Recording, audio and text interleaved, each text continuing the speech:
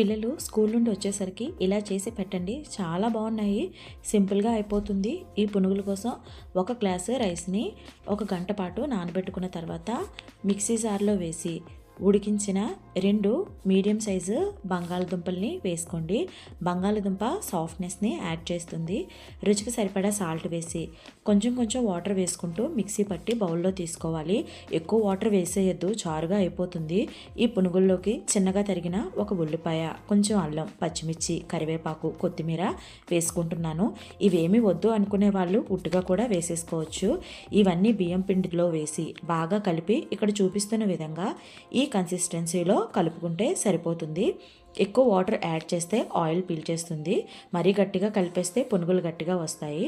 వీటిని మరుగుతున్న ఆయిల్లో పునుగుల్లాగా వేసి మీడియం ఫ్లేమ్లో కలుపుతూ ఫ్రై చేస్తే తొందరగా ఫ్రై అయిపోతాయి. ఇవి కొంచెం కలర్ చేంజ్ అయ్యాక ఆయిల్లో నుండి తీసేసుకో.